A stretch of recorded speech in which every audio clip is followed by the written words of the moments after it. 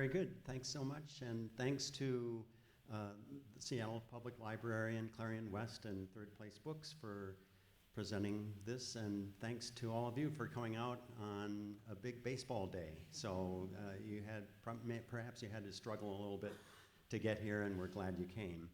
I want to introduce Daniel H. Wilson. He's a Cherokee citizen who was born in Oklahoma, and those are important things to know for Hole in the Sky. He currently lives in Portland. He's the author of several best-selling techno-thrillers, including Robopocalypse, Robogenesis, and The Andromeda Evolution, which is an authorized sequel to The Andromeda Strain by Michael Crichton. And there's also a semi-serious, fully hilarious guidebook called How to Survive a Robot Uprising, which is a good one to have. You never know how AI is going to turn out. Daniel earned a Ph.D. in robotics from Carnegie Mellon University, and his resume includes stints as a TV host on the History Channel and a threat forecaster for the U.S. Air Force. All of these fields of expertise have factored into the writing of Daniel's latest novel, Hole in the Sky, an alien invasion tale that's the focus of tonight's talk.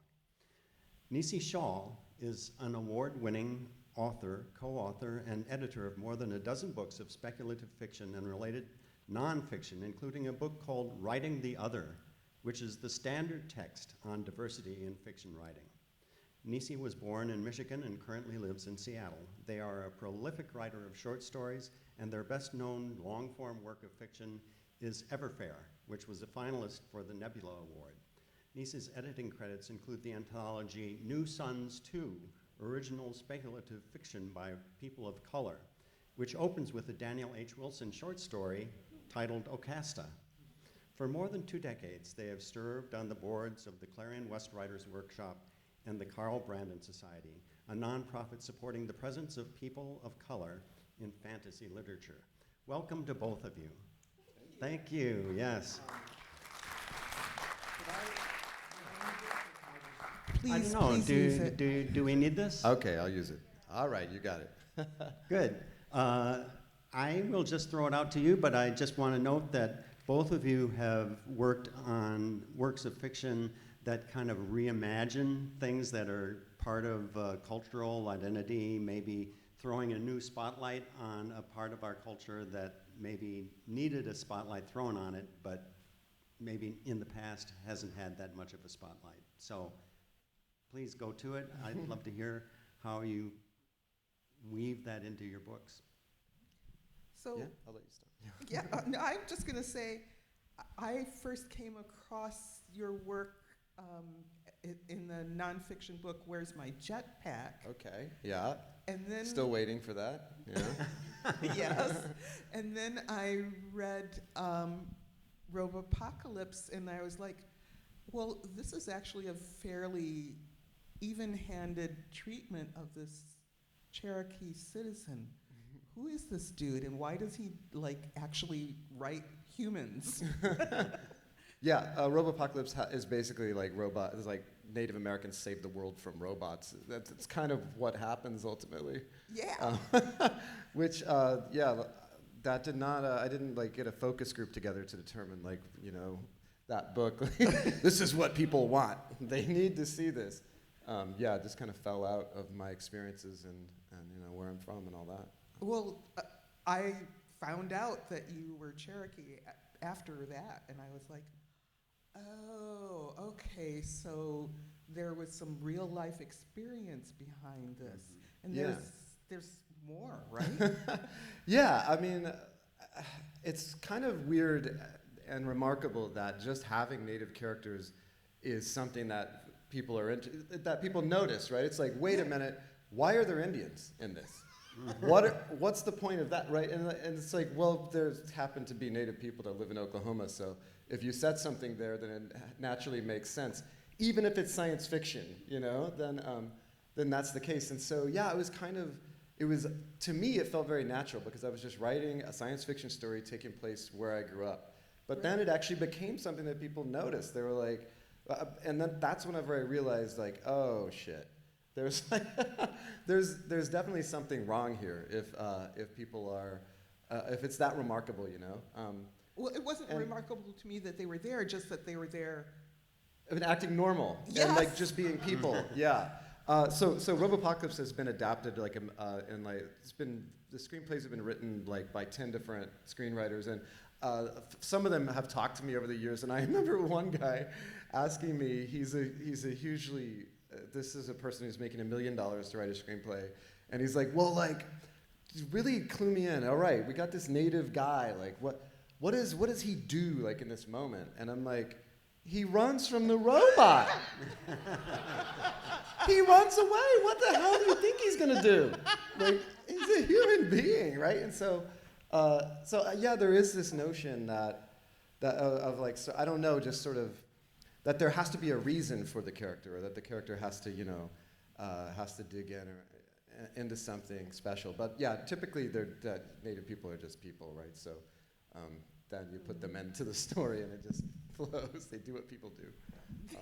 They do what people do because But they are people. yeah, but that said, so this novel, like, I intentionally chose to set it in Oklahoma, and I chose to I have three main protagonists, right? And one of them is Native, and one of them is kind of your gung-ho, like, soldier type, and then the other one is a NASA astrophysicist. And so these are all kind of different aspects of my own life that I kind of Yes. channeled in. So I have, I was a scientist in a past life. When my brain worked in my 20s. And then I'm from where I'm from, and it's set, where I'm from. And then this threat forecaster thing, that I did over the last few years really informed that soldier character. That was the surprise for me, was the threat forecaster connection. I was like, where did that come explain from? what a threat forecaster does. Well, it's a totally, I mean, look, I'll do anything for money, to an extent, that involves writing. And so there was this job that came around, and actually, here's how it started. Ubisoft, the Tom Clancy people, they wanted to make this video game where you're going to have this highly realistic video game where you fight robots, right? And so they got together all these military people and robotics people, and they flew us all to Finland. And we stayed at, like, Ivalo. We stayed in this crazy resort, right? Okay. And it was this totally bizarre thing. And the whole time, Tom Clancy makes super accurate games that were rooted in the Cold War, and they didn't want any bad guys. They were like, we want to sell video games to Russians, we want to sell video games to Chinese, so we can't, how do we do this? Could the robots be the bad guys? And then I was like, no. And so I met, no, they're not that smart. Sorry, you're going to have bad guys. So during this super weird event, I met some military people, and they turned me on to this job, this threat forecasting job. The way that it works is the military, they consider 9/11 to be like a failure of imagination, right? If someone could have imagined that this would happen, it would have been easy to prevent. And so as part of sort of an initiative to prepare the military for crazy, outlandish things that could happen, they hire science fiction authors, and then they pair us with analysts who have secret clearance. And so then your job is you get briefed on these technologies that are concerning, and then you write science fiction, right? And not only do you do that, but they bring you in because they want to institutionalize, they want to make it part of the military. So you also, you go in and you teach Air Force cadets how to write science fiction. So it's like a room full of, like, buzz cut, like, young people, and they're all like, I'm protecting my nation by learning to write science fiction. Let's go, whatever, hoorah. I don't know what the Air Force people say. But in any case, so I had this situation where I was writing these threat scenarios, and as a result, I had to go present them at security conferences. And while I was at security conference, I met this general who was in charge of NORTHCOM and NORAD, like a 4-star general, super hot shit. Like, he's the guy who tracks Santa Claus every year, so very important guy. And during our conversation, he started talking about unidentified anomalous phenomenon, like UAPs, and was at the top of the chain of command over there, and was basically saying we don't know what it is. And I was just arguing with Ted about this a minute ago. But like this guy face to face, was like, we don't know what these things are. We have civilian accounts of them. We have military accounts. We have lots and lots of evidence. And so I started thinking about first contact after that conversation with that general. And that's what kind of got me started thinking about Hole in the Sky in general. Sorry to ramble. We're here for your rambles. Okay. We really are. I won't ramble. apologize again then. Get ready. Yeah. So the threat forecasting thing is basically science fiction for military nerds. Well, no. So the thing is, the alternative is that they have a white paper, like a technical specifications, just listed, and it says like, here are the military capabilities of our adversaries, but they can't really visualize what an attack would look like because the technologies get too complex. So, for instance, I don't know if I'm supposed to talk about whatever I wrote about. Don't I get can't in remember. trouble. But anyway, mine was let's just say that AI can spoof voices, right? And so that could be used to sow mass confusion, especially if you paired it with details. So for instance, right now with the new novel out, I've been getting a ton of ChatGPT generated like sales pitches where they know all about the book, right? And so it's a little disarming because they know a lot of details about what happens in the novel, and it's just scraping that, of course, off the internet and then trying to pitch you a mass personalized sort of phishing attack or whatever. What are they pitching you on? Well, first of all, they tell me what a genius I am and how great my book is. And right there, the door is already wide open. They want to like introduce your book to book clubs, right? Yeah, Because I'm getting some that's of what these they wanna same do. things. Yeah, so they're coming thick and fast now. And yeah, it's really good. You immediately start to recognize the pattern, and then but I still do believe the stuff that they say at the beginning. Well, yeah, you are a genius. Come on. Well, I mean, it's strong evidence. I get many emails telling me so every day now. Oh my God. Now, see, I thought that there were 4 main characters. There are. Okay. Yeah, I don't or maybe really. 5. I wasn't counting the man downstairs. Yeah. Yeah. So the man downstairs. He's a character who's inspired by my old office mate at Carnegie Mellon, a guy whose real name, no kidding, is Garth Zeglin. Awesome dude, genius, like robotics guy. And Garth was always coming up with like these crazy like robotics projects, including like a robotic bagpiper, which made our office uninhabitable. Those are outdoor instruments. They're very loud, yeah. So anyway, this is a character who, in the novel anyway, has put together like a chatbot, but he's chosen random data streams to sort of seed the chatbot, and it's meant to write poetry. And this data streams are like they're like seismic data and radio astronomy stuff, and in his own heartbeat as well. And so he puts it through some sort of secret sauce, and it all comes together. And the thing starts predicting the future. And so the military locks it all down, and because it's tied to his heartbeat, he has to stay there with it. And so he's the man downstairs, he's locked downstairs with this oracle.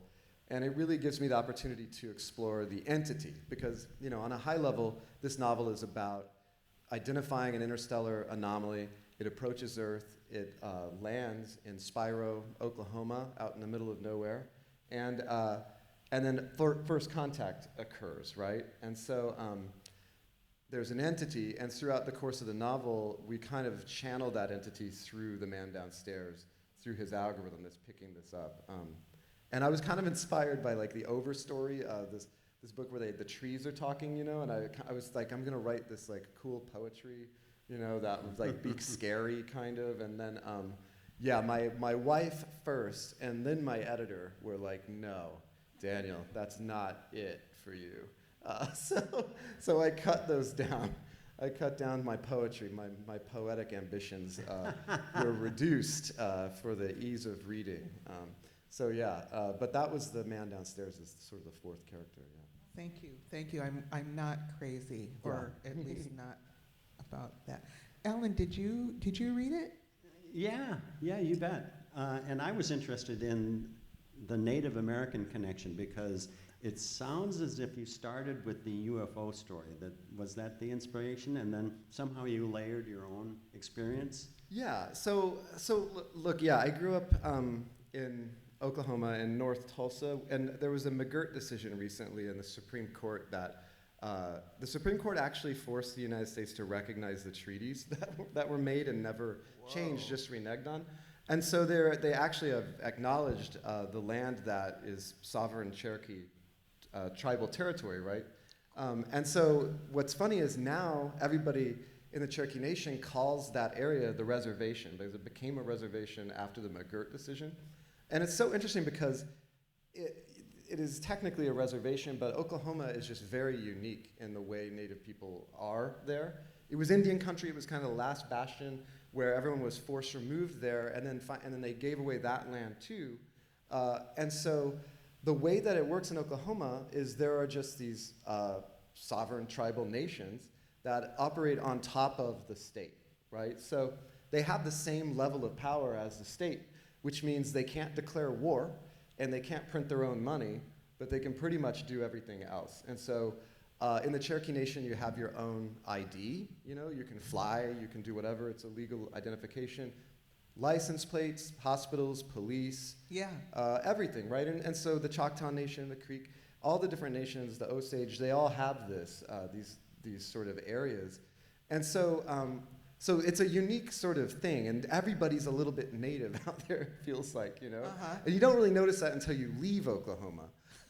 But so growing up out there, I spent a lot of time on my grandparents' farm, which was our original Indian allotment after forced removal. Wow. And so I was very bored at this place. I spent all summer, chasing grasshoppers and looking for fossils and just being very, very bored.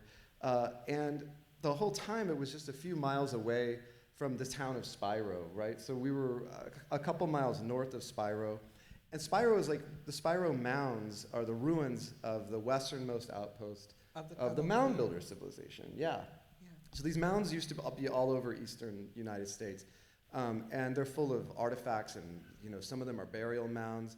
But it's just this very ancient, mysterious place. I mean, the mounds themselves are laid out in the pattern of the Pleiades constellation, the Seven Sisters, which sort of used to be more important. They've moved in the sky due to something called precession over the last 5,000 years, so they're not as important anymore to people looking for navigation. For navigation and things like that, yeah. So anyway, this is just this really mysterious place, and so I thought it would be really neat to set a first contact story there, just because it's so charged, right? Alien invasion movies and books, with some exceptions, some great exceptions, tend to be all about the aliens show up, they want to extract our resources, they want to take over our bodies, they blow up our monuments, they destroy our culture. And it's everything that colonizers have done to indigenous people it's what we're expecting, right? So we look into the cosmos and we kind of are seeing our own reflection. Yes. And we're terrified of that, right? As we probably should be. If it really were ourselves coming, that would be scary. So anyway, I thought, why don't we have a native perspective on this? And kind of the way I set it up is thinking about the unknown. And our posture toward the unknown. So the army guy, he wants to destroy the unknown. He's afraid of it. The scientist wants to understand it at all costs. And the native guy he lives in Spiro. He literally lives with the unknown in his backyard. And so there's a notion of sort of live and let live, or at least being comfortable with respecting and acknowledging that the unknown is kind of a part of the fabric of our reality. And so they have these three perspectives, and they move through the novel with those. Did you visit the Spiro Mounds when you were a kid? Yeah, that's where you go on field trips too, as an Oklahoma kid. But I went back there, of course, and walked the mounds again. And so from the beginning, I pitched this idea to a friend of mine named Sterling Harjo, who's a director and a writer who lives out in Oklahoma, who did Reservation Dogs, and he recently did The Lowdown, which I recommend everybody watch. It's awesome. Yes. It's so Tulsa. It's so Tulsa, Oklahoma. It's ridiculous. And so Sterling was like, "Oh yeah, what aliens? This is awesome. Let's do it." So like we we dove in and we went to the Spyro mounds and we walked the mounds together and realized that they're really short, so we need stunt mounds, for the actual movie. We're gonna have to get them bigger because it's not gonna do it. But yeah, so anyway, just working with Sterling has been amazing because I wrote the novel and now I'm adapting it for Netflix, and it's evolved so much for Sterling in the collaborative sense. So I kind of have both of these stories in my head. But what I really love is that you worked in some of the mythology from the Cheyenne culture and this whole idea of time shifting and shape shifting. I wouldn't call this novel hard science fiction. That there's a lot of magic involved. What do you think? Yeah, actually, no, wait. that's a great something to pick apart there.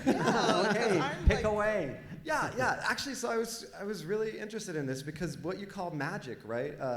So there's this example I've been using. I've been talking about the book a lot lately, but so when the settlers showed up to North America, right? They looked at it and there's lots of descriptions of the forest that they found as a Garden of Eden, right?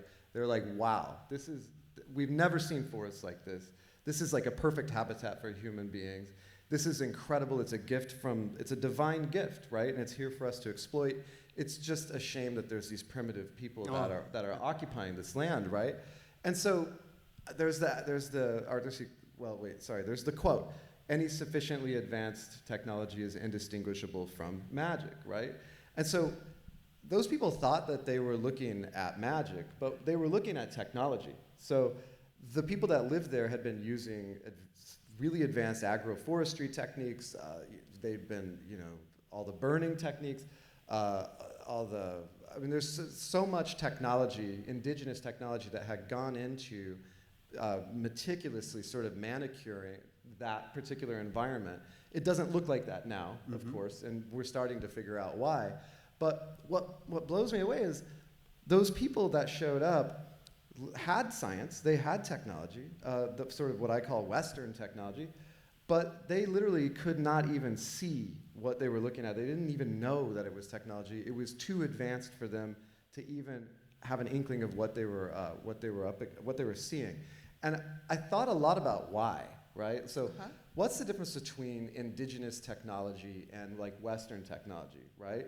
And by the way, the entity, all of the stuff in the book it's indigenous technology. And a lot of my readers are Crichton readers and they're techno-thriller readers, and they came up on, Arthur C. Clarke and Asimov, and so it feels like magic when they read this book. They're like, this is fluff, this is bullshit, this is magic.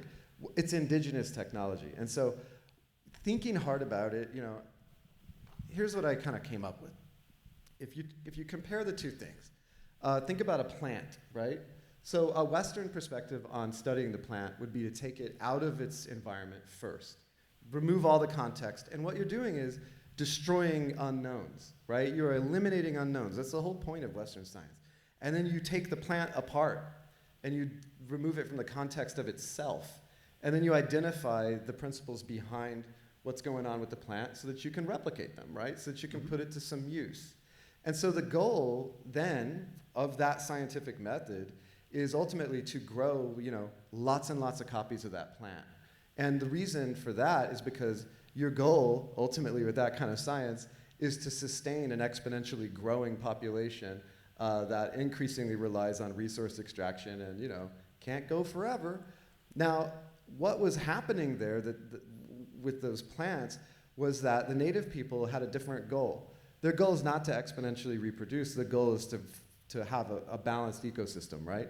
And so what they do is they leave the plant there, which introduces an exponential number of complications and unknowns, right? But they've got enough of it figured out to keep it in balance, and all the rest of those unknowns, they live with that. Those are just there.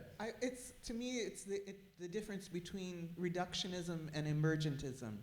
as philosophies. Okay, go on to explain. Okay, so reductionism. I don't just have that loaded up in the top, Okay, off the top of my head. Oh, you don't? Okay. So no, reductionism would be like breaking something down to its Right. components and making sure that you have the component, the cannabinoid or whatever that Right. does this The job, thing that you want. but not taking into account that there are interactions between all Yeah. these different elements out of which something emerges. Yeah. Okay. I think that's exactly it. That's the axis, and I think it's all part of the same thing. Obviously, I think it's all science, right? Yes.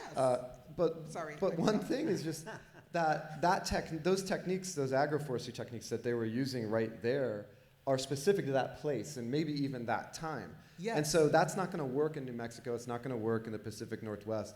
And so it becomes very specific. It's embodied. It stays where it's at. It's in this context. And so if you think about the entity and all of the things that are happening ultimately, I intentionally layered in this idea that it's embodied, that the structure of it is important to make it work. It can't be picked up and removed. You know, if you think of like a light switch as a great example of Western science, it doesn't care what it's turning on or off. You can take it anywhere. It's the principle of the thing is that it turns it on and off. This isn't like that. This has to be there. It's very specific, to where it is and to how you use it. And it's not intuitive, from a Western perspective. And so that's what I was trying to play with, is introducing these indigenous technologies alongside all of the Chinook helicopters and the Delta Force team and like all the stuff I also love, right? And see, the thing that I like about this is that it calls into question what is the definition of science. Yeah. And and I think this is important for a few reasons, right? Like one, obviously, Washington and Oregon, everything's burning down, and so there's absolutely some wisdom to be found, about that from indigenous people. But also, I was thinking about first contact, like for real first contact. It could happen, Ted. Like, what if the aliens really show up and we have this, we have to make this sort of mindset shift about where we're at and what it means to be human. And, we've done that before. We've done that lots of times. So, heliocentrism, we found out, oh man, everything doesn't revolve around the Earth, right? And so history has just sort of been this long process of people figuring out that we're not as important as we thought, right? Or that we don't exist where we thought we did, in the, in the grand scheme of things, right? And so this would just be another example of that. And I think depending on your posture towards the unknown, this could be catastrophic for you. It could be the kind of thing that makes people completely freak out. Or I think there are some people in our nation that are going to have a more insulated worldview, that more insulated to shifts like this, like considering that maybe we're not alone and things like that. So. Old people, sorry. Old people are used to things shifting. Yeah, that's. Okay, all right. So old people would be more insulated against the being. Maybe, aghast I don't know. against Don't people also get set in their ways? It's different. Time changes. I can just tell you, as a 70-year-old, it changes. And I have seen so many changes in my life that, okay, bring it on. Inflatable ducks are the heroes. Okay, fine. Great. Yeah. It's also, I think that it's just to dolly back a little bit, that idea that science is more than what we are taught in grade school in this culture that is science. That is really important to the representation of people of color.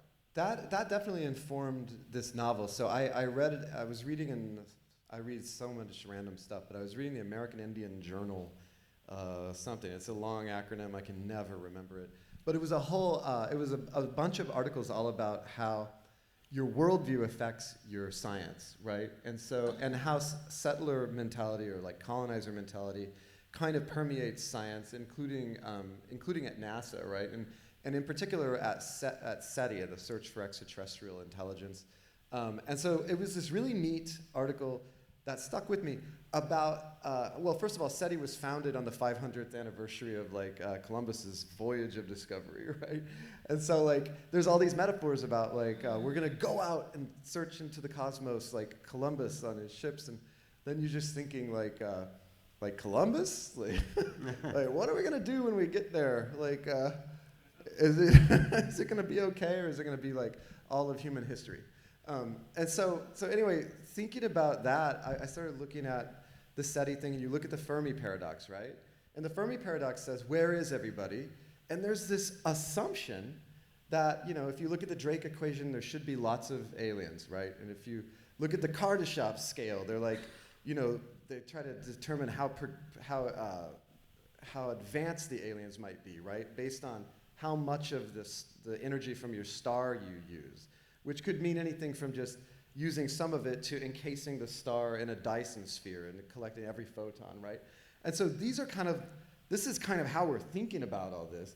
And then SETI is like looking for industrial signatures to like distant atmospheres on planets, and they're looking for radio waves, and they're looking for detritus floating around. And so they're looking for like pollution and junk. They're looking for us. They're looking for us, exactly. Right. And so, and the thing that blows me away, when you think they're looking for this civilization right here, is that they're basically looking for worlds that are on fire, kind of like ours. And so the Fermi paradox, there's lots of reasons that people have come up with saying, here's why aliens haven't spread across all the different stars, right? Because they should have spread by now. And it's like, maybe, you know, there's a filter that filters them out. Maybe there's an alien race that preys on them. The dark forest hypothesis. Exactly. Well, guess what? Like, maybe an actual advanced, intelligent, spacefaring civilization is not, doesn't have colonization as one of its tenets for maybe that's not part of being a civilized civilization. Maybe they're local. Maybe they're sustainable. Maybe they're in balance with whatever they're doing. And they're not like raping their entire star system for every photon. Like, it's so silly for us to expect to see ourselves out there when we're barely hanging on. Yeah, that definitely comes through in the novel. I don't know, the motives or the way that the aliens operate, like in a lot of alien invasion stories, it's just that the aliens have bigger lasers, for example, that they attack with the same technology and the same science that we have. Yeah, or the same. With SETI, as you say, we're looking for civilizations that broadcast with radio signals because that's what humans do. Right. Yeah. Whereas in your book, I think there's a lot more mystery.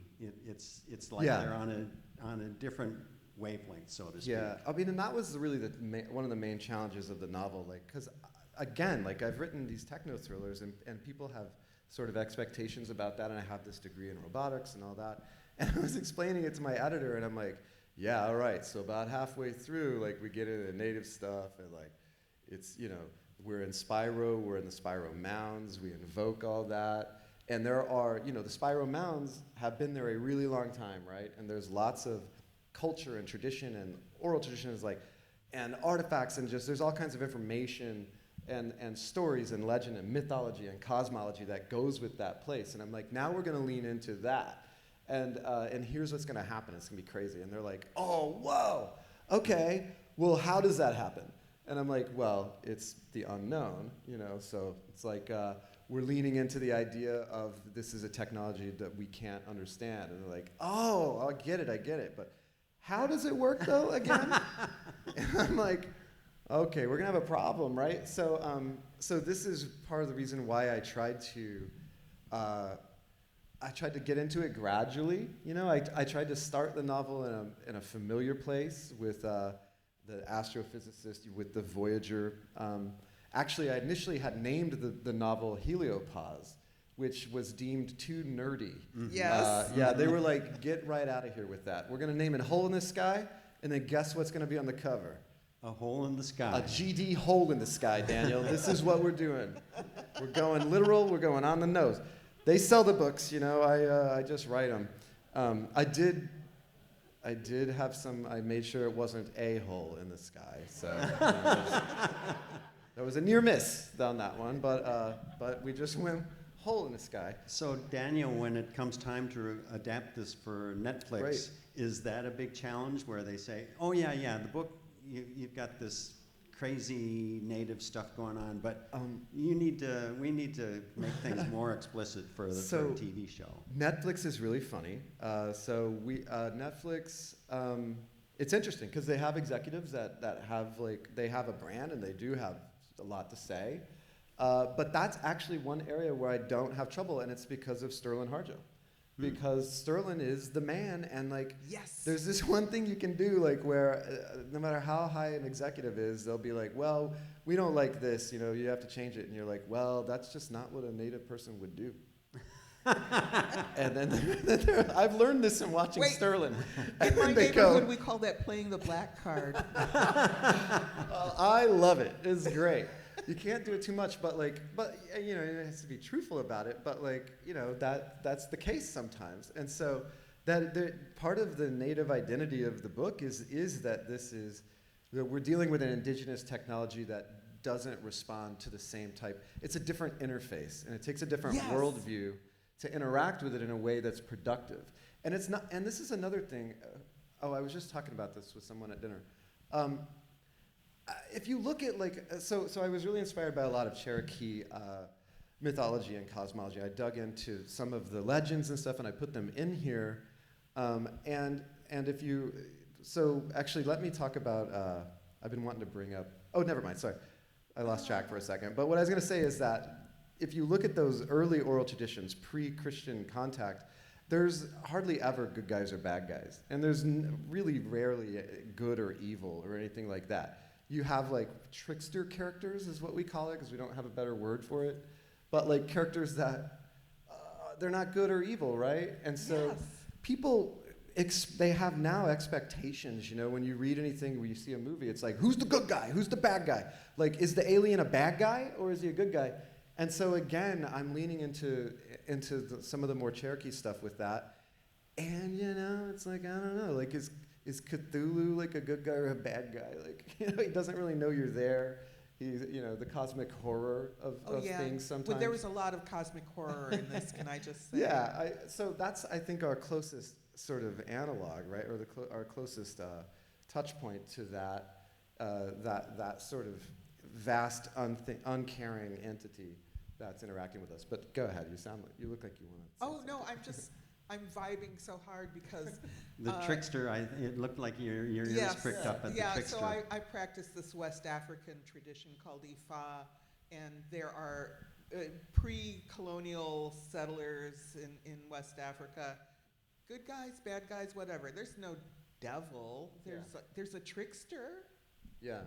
Yeah. So I think that's people, common. Yeah. Yeah, people do that around the world. Well, actually another interesting thing, sorry not to get too nerdy about this, but thinking about indigenous technology as remaining in the context of where it exists, if you look at the linguistics of the Cherokee language, one thing that you find that's interesting is it's contextual. So you have different names for things based on what's around it. And so you wouldn't, if the book had us around it, we'd call it a different thing. I don't speak Cherokee, by the way. I just talk to a linguist. Okay. But I wish I did. It's very hard to learn. It's an awfully hard language. But there's this idea that you don't just point at an object and say, this is the object, right? And you can just take it out, and it always exists as that object. The object has to stay where it's at, and it has to have what's around it, and then that's the word for it. And if you take it out of that context, you have a different word for it. And so I think that kind of naturally comes through in a language, it comes through in your science, it comes through in the way you are in the world, and it's different than the way English works, So it's just kind of an interesting thing to note, but. It's also reflected in the book. I will not give away anything, but I will say that that context matters so much in what people encounter when they encounter this first encounter. Well, yeah. So the main character, kind of the heart of the story, is this guy Jim Hardgray, and his daughter Tawny, who's like, she's 13 or 14. And so Jim is Cherokee, and he lives in Spiro in a single wide trailer. It's the same trailer my grandpa used to live in. Like, it's all just taken straight from my childhood. But he lost a child. He lost a son who drowned. And as a result of that, he had problems with alcohol. He lost his daughter as well. And we're meeting him on the day that he's reconnected with his daughter. And she's not happy with him. He's not been able to face what happened. And he feels forsaken, right? And so he's separated from his culture, from his traditions. He's let all that stuff go because it wasn't working for him, right?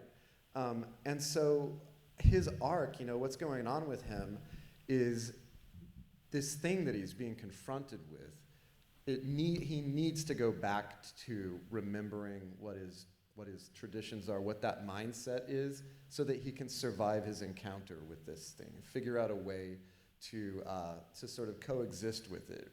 Yeah. And so it's this kind of fumbling. See, Sterling is really allergic to the magic Indian, right? And so there's this notion that you can't have. I mean, like, you don't want to just have some character who magically is just native through and through and knows every tradition. And so nobody's like that, right? Very few people are like that. Very few 30-year-old people are like that, Very especially, few people that right? we like are like that. So it's really portraying this guy, but so there's a difference between like your worldview, like your basic understanding of the world, and then knowledge, right? And tradition and all the stories and maybe all the traditions and all the ceremony and stuff like that. And he's got that worldview. Like, he was raised where he was raised, and he has all that, and he has pieces of different traditions and ceremony, but nobody has the full picture. And so for him, his arc is really about searching through and finding those sort of foundations for him to stand on so that he can sort of, save the day. And at the same time, my army guy character, who's like, he's sort of you can be like a general of mathematics, I spoke at West Point one time, and I was like hosted by a guy who was a general, like he had the full outfit, and I'm like, damn, like what do you do? And he's like, mathematics. Like, you're like a general of mathematics. Like Captain Crunch is like the general of cereal, and like you're like the general of math. All right, but anyway, this guy is kind of like that. He's like he's an intellectual soldier, but his whole arc is a deconstruction of that, right? He's the guy that normally would be the hero. He would save the day. He's the expert in alien encounters. Right. His whole job is figuring this stuff out. He's the Brad Pitt, in this film or whatever. And yet, he's slowly realizing, like, oh wait, I don't really have all the answers here. I'm gonna have to rely and try to see things differently in order to save the day or make it through this. So anyway, I had a lot of fun with the arcs and by separating people out based on how they interact with the unknown. Well, we did want to leave some time for questions. So if you've got some questions, we can start now. If somebody's got something, or we can keep blathering on. Yeah, that's my specialty. and look, Misha has a microphone.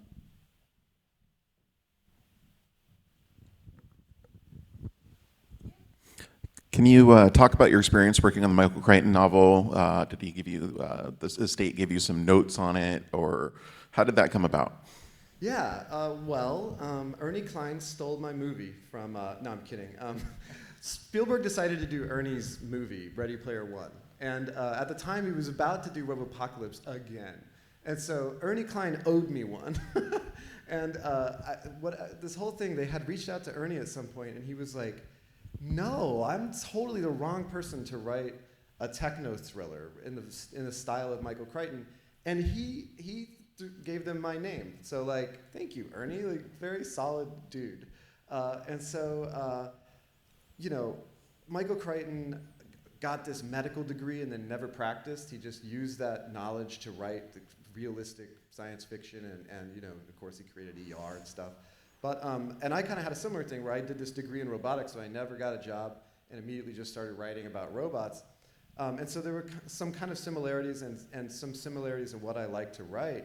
And so yeah, I went and I met Sherry Crichton, and who's Michael Crichton's widow, and runs Crichton's Son, which is the estate. And so they kind of had a few ideas on what could maybe be adapted, some things that were there. And I was just like, no, if I could do anything, I would do a sequel to the Andromeda Strain, period.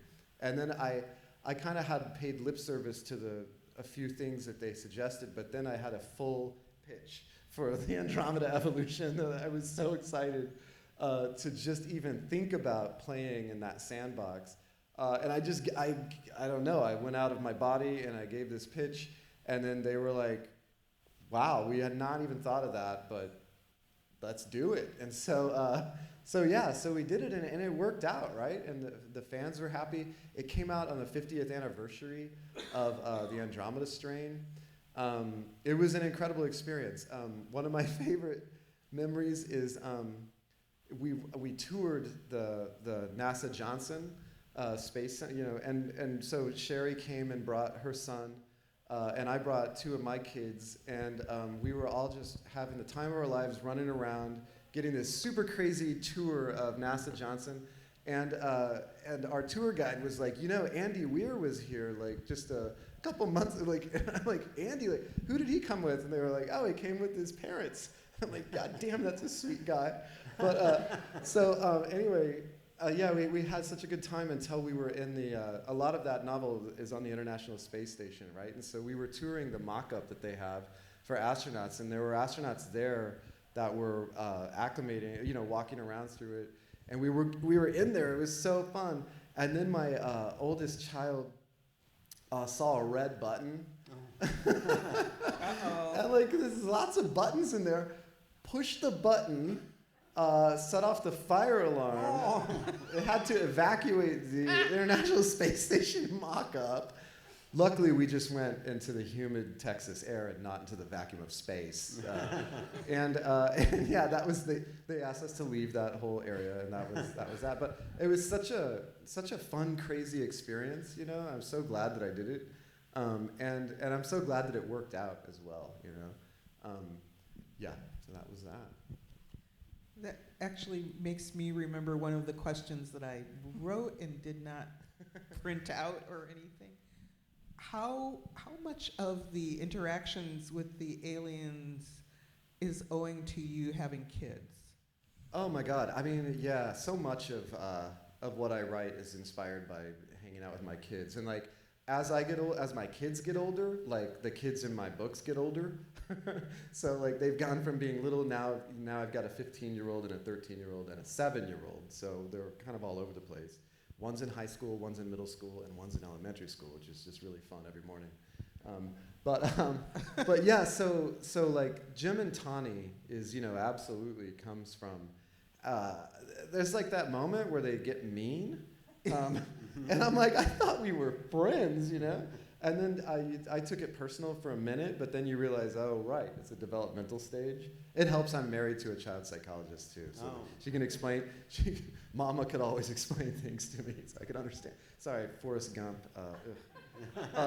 But so she'll explain it to me so I can understand the children on some level. But absolutely inspired by my interactions with my kids. Yeah.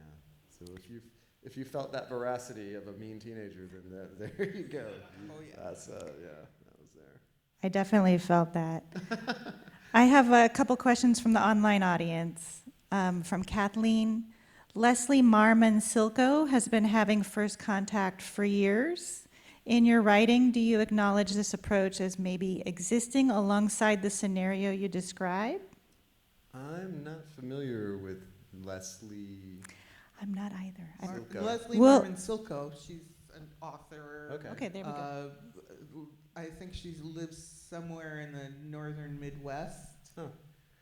And I'm not sure what nation she's from, but she is Indian and But Well, I have not read anything so of this hers. is, well, I'm always willing to go on a tangent. So like, this actually, so look, like if you look back to the mound builders, they laid their stuff out in the shape of the Pleiades. Like they're thinking about outer space. They're looking at the stars, right? And the Pleiades, also called the Seven Sisters, is important to like the Babylonians and the Mesopotamians, and eventually also the Cherokee.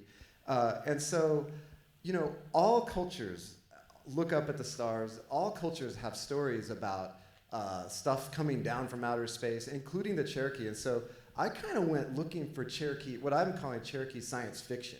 Like, again, if you don't look at it from the right angle, it's like, oh, it's an old, sacred oral tradition. No, man, it's like the Star Woman oral tradition literally says, the Star Woman came from the Pleiades to Earth, broke open, the Cherokee people came out, and then Star Woman went into the sky and was renamed the Dark One, where she still stays, and you can't see her, she's behind a veil. That's a spaceship, right? A spaceship brought native people through outer space here. And so I kind of obliquely reference that stuff. But I think no matter what culture you're dealing with, if you go look for some science fiction, you'll find it, you know, because people have been looking up there and wondering about what's up there for a long time. It's nothing new about that, you know, with us. So I hope that vaguely answers that. There you go, Kathleen. There you go, Kathleen. And she sent more, so I'll bring it up to you later so you have all the details. Oh, okay, yeah. I have another question from the online audience, unless there's.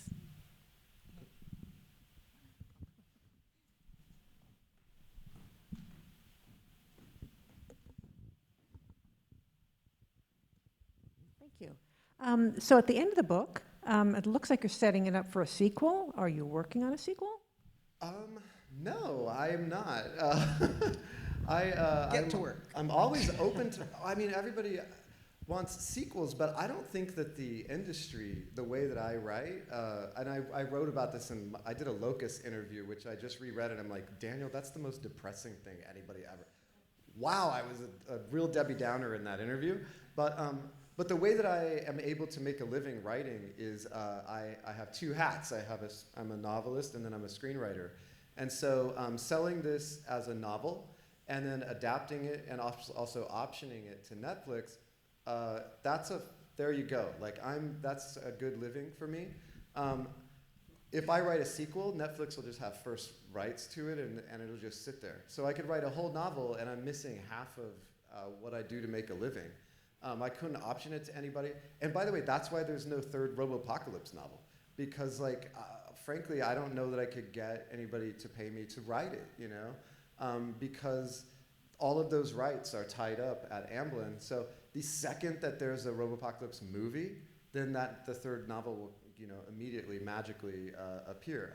I know exactly what I want to write, but I literally can't take a year off to write a novel that isn't going to provide for my family, right? So I always set it up for a sequel, and look, this thing could be a movie, and if it is, I absolutely want to dive in. I've only scratched the surface in terms of all the fun native stuff to get into, and all of the possibilities of this entity and everything that happens. But Yes. but yeah, it's that ending, right? And what's fun is the ending is different in the movie. That's the one thing that's significantly different. And it's because For we're making, Robopocalypse, you're sorry, talking I'm jumping around. For A Hole in the Sky, about? there at the end. So you know what the ending is for the movie, and it's different from Yes, what right. it would be in the book. So I've adapted the movie, and Sterling and I have discussed how to end it. And we actually went back and forth. I went back and forth with my editor on how to end it because I chose the scarier version for the book. Yeah. And the version that I think is more true to the notion of living with the unknown in the most intimate way. And so that I felt like was the truth for Jim in the novel. And that's a different truth in the screenplay because he's a different character in that work.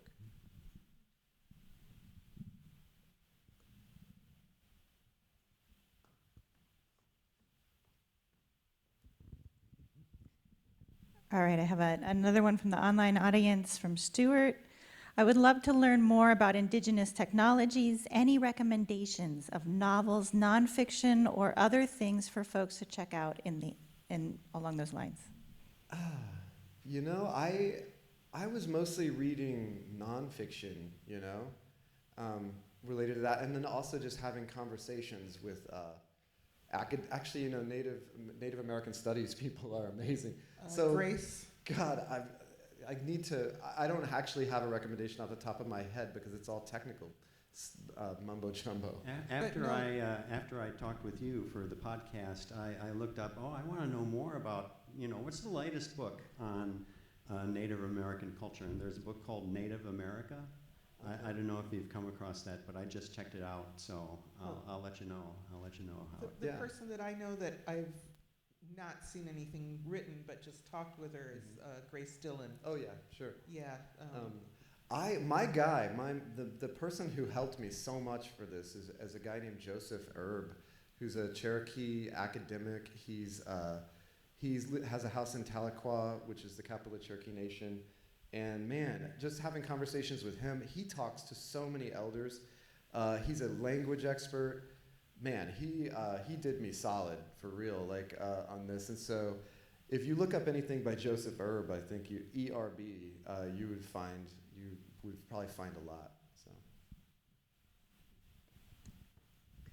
All right, we could hear you talk all night, all three of you, but we're going to take one more question. What? Anyone? Yes, okay.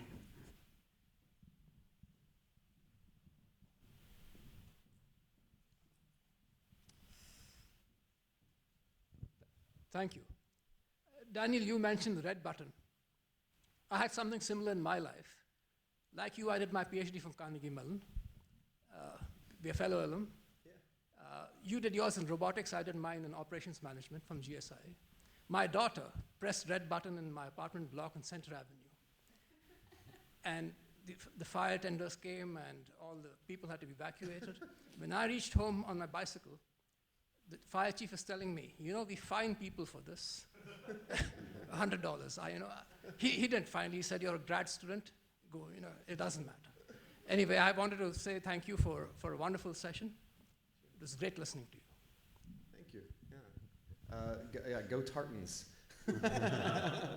It's literally a tartan. It's pretty frightening. Mascot for the Carnegie Mellon football team. Well, any last thoughts before we go to book signing?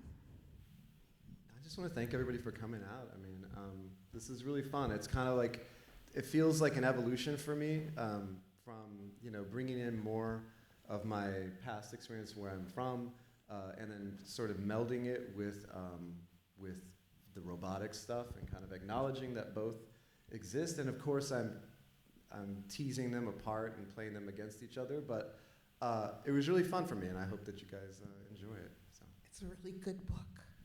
Mm-hmm. Okay, thank you. Thank you. Yeah.